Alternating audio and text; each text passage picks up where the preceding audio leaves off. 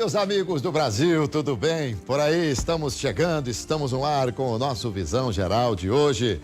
Visão Geral, uma visão diferente no seu dia a dia, sempre trazendo personalidades importantes, e aqui tratamos de assuntos extremamente relevantes. Meus amigos, há algumas coisas que não aprendemos rapidamente, e o tempo, que é o que dispomos, cobra um preço alto pela aquisição delas. São as coisas mais simples do mundo, e o homem leva a vida inteira para conhecê-las. A novidade que cada homem extrai da vida custa muito caro e é a única herança que ele poderá deixar. Mas hoje nós vamos falar de outras heranças também. Dr. Nelson Adriano de Freitas, Dr. Nelson Freitas, especialista em direito civil. Prazer recebê-lo aqui. Muito tudo obrigado, bem? Já conheci o caminho, né, doutor? Sem dúvida, sem dúvida. Já esteve aqui comigo, já falamos aqui de coisas extremamente interessantes e hoje não será diferente. Vamos falar do direito de família, vamos falar de partilha, com quem fica o quê. Olha, quanta coisa interessante para a gente conversar aqui com o Dr. Nelson, que é mestre e especialista em direito processual civil, professor de direito. Aliás, tem hoje já, tem segundo tempo, né? Ainda tem segundo tempo hoje, sem dúvida. Isso. E qual faculdade? FACAMP. FACAMP. Isso, Faculdade de Direito da FACAMP. Muito bem. E lá você ministra o direito... Direito civil. Civil. Isso. Muito bem. Coordenador do Escritório de Práticas Jurídicas da FACAMP também. Isso. Sócio do Escritório Lemos e Associados Advocacia. Aliás, a Lemos, por vezes, nos encaminha aqui brilhantes advogados, né? Parabéns a vocês lá, que realmente é uma equipe fantástica. Muito obrigado. Para nós é sempre um prazer estar aqui com você. Muito obrigado pelo convite novamente. Muito bem, doutor. Olha, nós vamos falar sobre partilha de bens. Nós vamos falar, o nosso tempo diminui um pouquinho em razão do horário político. E eu sei que há muita coisa para a gente falar, talvez coisas até mais interessantes. De repente você achar que tem uma coisa mais interessante para falar e eu não perguntei, você pode fazer como os políticos. Eu pergunto uma coisa e você responde outra completamente diferente, que é assim que normalmente eles fazem, né? Mas vamos falar um pouquinho sobre a herança na família. Filhos são herdeiros naturais sempre? Sim, são chamados herdeiros legítimos. Legítimos. Né? Exatamente, é isso mesmo.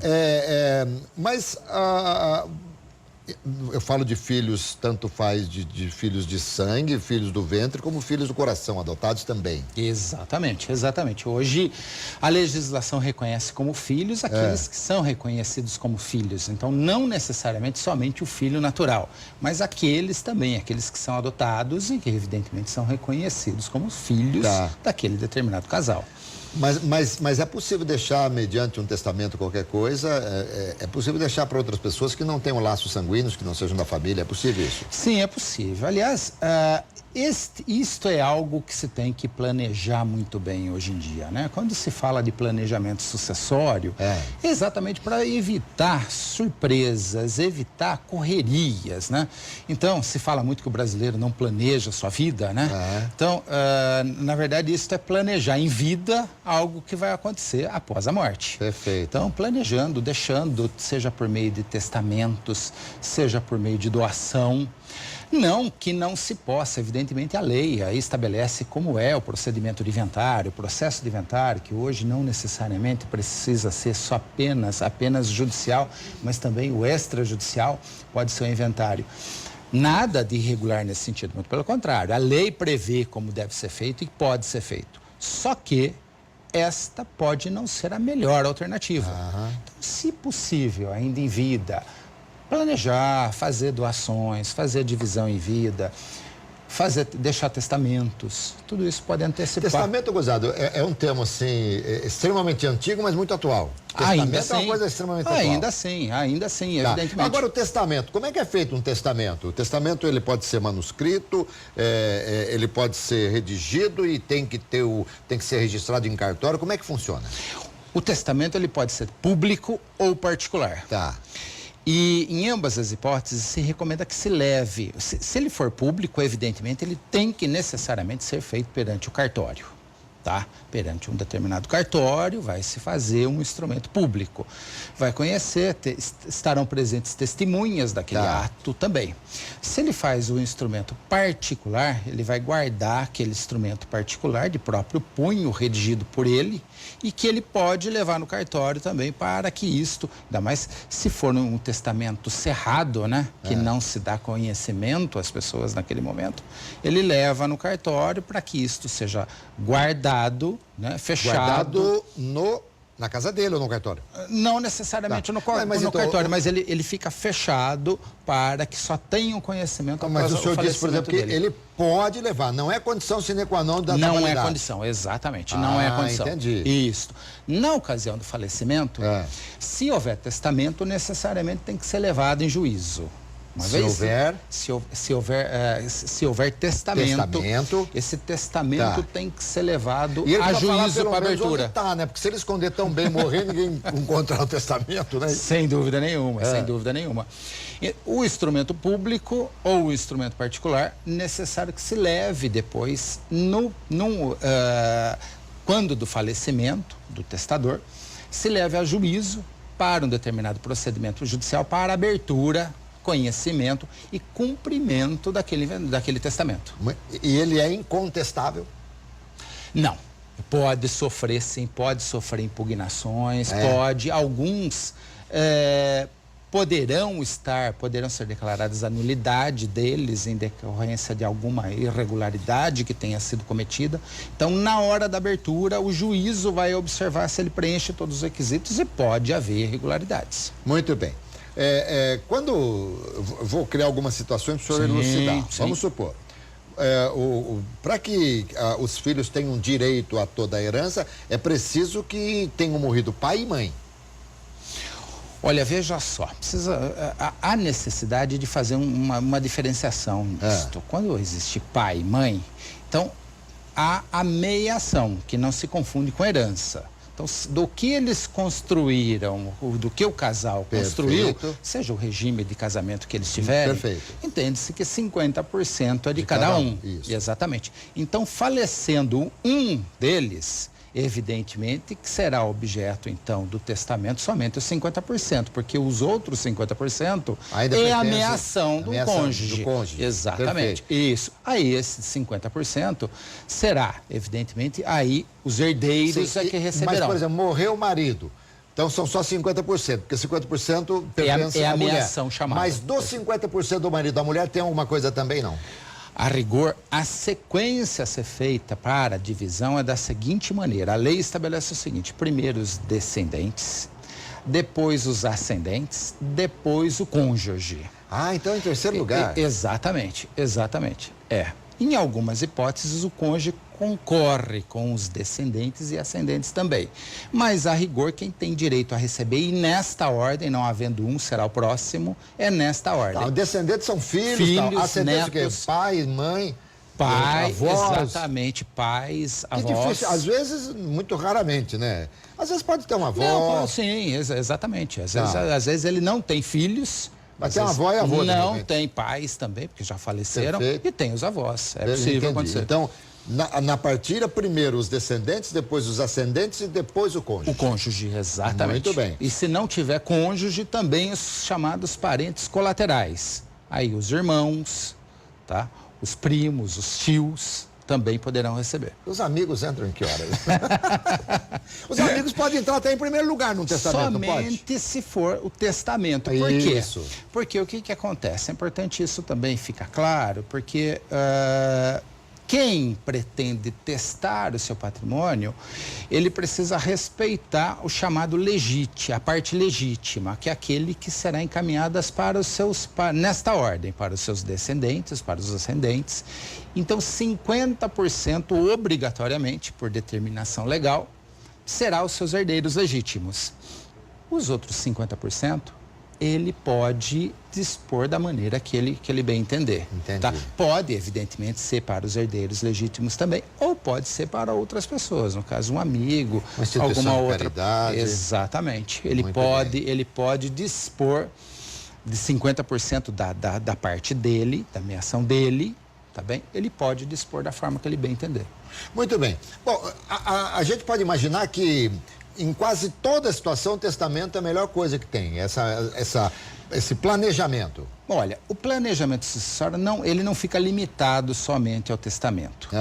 Pode haver doação em vida, tá? Pode haver doação, ele pode doar, evidentemente que ele vai respeitar lá o quinhão de cada um dos seus herdeiros. Não, né? E ele pode doar, dizendo, a partir da minha morte, eu dou isso, como é que é? Não, já em vida. Já em ele vida. já faz, exatamente. Aliás, o que é muito recomendável. Ele faz a doação em vida. Vamos imaginar que ele tenha 2 imóveis e 2 filhos. Então, ele faz a doação de um imóvel para um filho e a doação do outro imóvel para outro filho. Reserva para ele o usufruto desses imóveis, tá? Então, ele continua durante a vida administrando, recebendo os frutos desses imóveis. E quando do falecimento, basta o registro lá do falecimento dele e os imóveis... Não, então, isso que eu queria te perguntar, porque é o seguinte... Há uma certa burocracia desagradável. Olha, eu não vou estranhar se alguém um dia chegar para mim e dizer, eu não vou comprar uma casa porque é muito burocrático para passar por nome da gente, é caro, tem uma série de coisas. Mas enfim, quando você tem uma casa, usufruto, por exemplo, você tem um imóvel, só que é o usufruto do seu pai. O dia que seu pai morrer, por exemplo, basta o atestado de óbito e não se tem que fazer mais nada ou é preciso fazer uma nova escritura só para ver como é que é? Não, nesta hipótese não há necessidade de mais nada. Basta levar o registro, a certidão de óbito perante o cartório e promover lá então a averbação, demonstrando que houve o falecimento e o falecimento é causa de extinção do usufruto. Perfeito. Então, não havendo mais usufruto, o herdeiro, o filho, passará, então, a utilizar plenamente o imóvel. Deixa eu te fazer uma pergunta aqui, doutor Nelson, que Sim. Acho que muita gente está pensando aqui, porque várias pessoas têm imóveis no nome cujo usufruto está em nome do pai ou da mãe de alguém, enfim. Se esse pai, ou se a pessoa que tiver o usufruto, por livre e espontânea vontade, liberar o dono do imóvel para vender o imóvel, qual que é o procedimento que você tem que fazer para que a pessoa abra mão do usufruto para poder ser vendido o imóvel? Na escritura, será feita uma nova escritura, será feita uma escritura de compra e venda, né? Transferindo isso, haverá que haver concordância do usufrutuário, né? Tal. Isso, no sentido da venda desse imóvel, então, para um Mas é uma nova terceiro. escritura? Aí sim, aí o procedimento exige mais do que simplesmente uma averbação.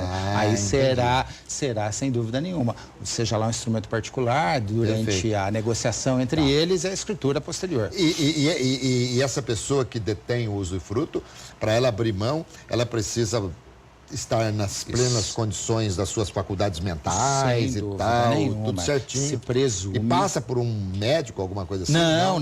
Não, pelo contrário, tá? Isto se presume que a pessoa esteja normais, em boas condições, exatamente. Se houver alguma suspeita, isso tem que ser discutido perante um procedimento próprio para a interdição dessa pessoa. Perfeito, tá? Muito bem. Não tem testamento, e aí tem a herança. Como é que é feito? Existe um interventor, existe um advogado, basta a gente contratar um advogado para fazer a partilha, ou isso se resolve em família, como é que é? Duas possibilidades. Não havendo testamento, isto pode ser feito, o inventário pode ser feito, o inventário judicial ou o inventário extrajudicial. Então, não havendo testamento e havendo consenso entre os herdeiros, e não havendo incapazes também, isto pode ser feito perante o cartório. E é muito mais rápido. Tá? Sem a presença do advogado? Não. Nesta hipótese também. As duas hipóteses obrigatória a presença do advogado. O advogado, evidentemente, vai orientar como deve ser feito, vai acompanhar, vai orientar cada um deles, vai opinar a respeito da melhor forma de fazê-lo, né? Isto será feito, então, pode ser feito primeiro no cartório de imóveis. É mais rápido, é mais eficaz e melhor nesse sentido. Até porque já há consenso entre eles. Então, não há que se discutir. Agora, se não houver consenso, ou houver algum menor envolvido, algum incapaz envolvido, obrigatoriamente isso tem que ser discutido no judiciário. Tá? E é demorado esse período? Olha, depende do litígio que entre os herdeiros. Se não houver consenso entre eles e um litígio considerável, isso pode demorar, pode sim. Então, ingressará em juízo, que a lei estabelece que 2 meses após o falecimento... tem um prazo? Tem prazo para ingressar. Tem prazo sob pena de majorar os impostos que deverão ser pagos. Tá. Multas a serem pagas, tá bem? Então, no prazo máximo de 60 dias do falecimento, deve entrar em juízo, tá? Ou no cartório, sendo extrajudicial, com o procedimento de inventário, tá? E ingressa em juízo. Isto, quem que deve fazer? Quem estiver na posse dos bens, do monte-mor, dos bens deixados pelo falecido. Entendi. Na ausência de uma pessoa que possa fazer isso, que tenha sido nomeado para isto, o cônjuge pode fazer, os próprios herdeiros podem fazer. Tá. Outra coisa, doutor, e o dinheiro que está no banco em nome do falecido? Esse dinheiro automaticamente passa para a conta dos filhos, né, dos descendentes ou dos ascendentes ou do cônjuge, ou tem que ter um processo? Como é que é isso? Não, a rigor, bens imóveis e bens móveis, também dinheiro, também numerário, tem que ser comunicado no inventário, tá? Tem que ser comunicado até para a liberação. Há bancos que não permitem que se faça transferência. Uma vez que esse valor está em nome, evidentemente, daqui do falecido, chamado de cujos, quando do falecimento, alguns bancos bloqueiam essa conta e não permitem a transação desse dinheiro, tá? Então, mais uma vez, necessário se discutir em juízo ou em cartório, onde será emitido um documento ao banco, dando legitimidade para o herdeiro ou para a companheira, a esposa, né? Poder movimentar essa conta corrente. Outra coisa que eu tenho curiosidade, na partilha dos bens, o filho que ficou com um determinado imóvel, outro filho ficou com outro imóvel, eles vão ter que fazer uma escritura no nome deles, cada um dos filhos ou não? Veja só, havendo um inventário, tá? Tanto extrajudicial como judicial, ao final, após recolhidos os impostos, o imposto causa mortes, é expedido um documento chamado formal de partilha. Este formal de partilha já estipula quem ficará com determinados bens e este documento é que será levado a registro perante o cartório de imóveis. Tá. Este registro é suficiente para transferir aquele determinado herdeiro ou herdeiros a propriedade daquele imóvel que foi objeto da herança. Mas gera uma nova escritura, gera um novo registro de imóvel? Não, daí não. Aquele documento é que substituirá uma escritura de compra e venda, vamos dizer assim. Entendi. Doutor, que pena que a gente tem só mais um bloco, né? Porque tem tanta coisa pra gente falar, né? Sem dúvida. O assunto é extremamente interessante e todos têm, de alguma forma, interesse em saber disso. Com certeza. Mr. Catra morreu, 32 filhos, 3 esposas. Você que vai fazer a partilha, né? Adoraria fazer o inventário dele. A gente ri aqui, né? Pelo amor de Deus, né? Nossos sentimentos e tal. Aliás, fantástico, Mr. Catra, né? Mas nesse caso, assim, como é que fica?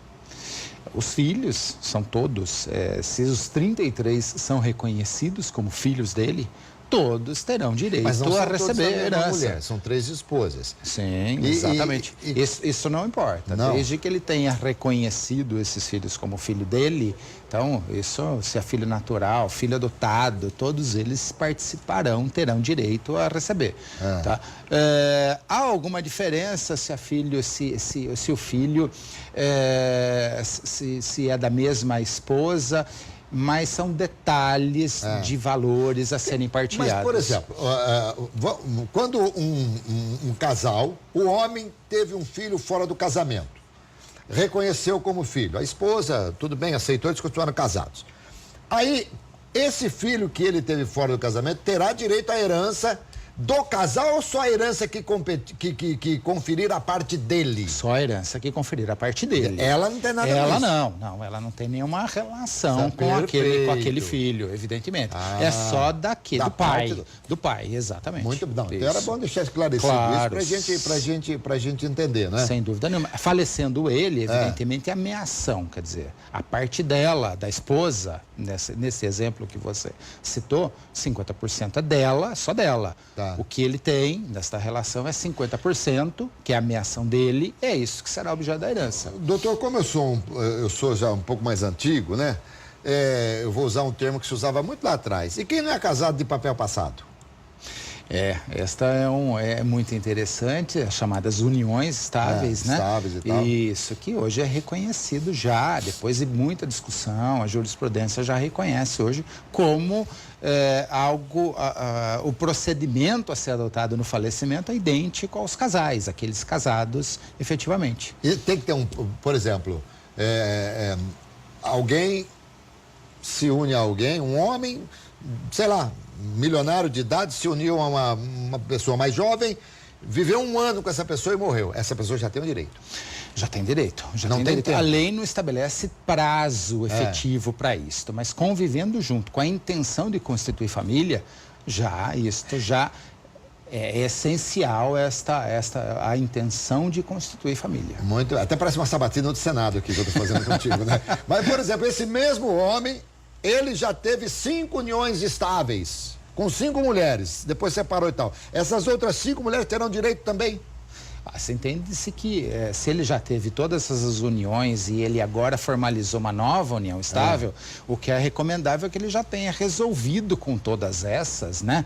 Com o divórcio, ou seja, o que ele, o tipo de relacionamento que tinha, que já tenha sanado esta situação com elas, né?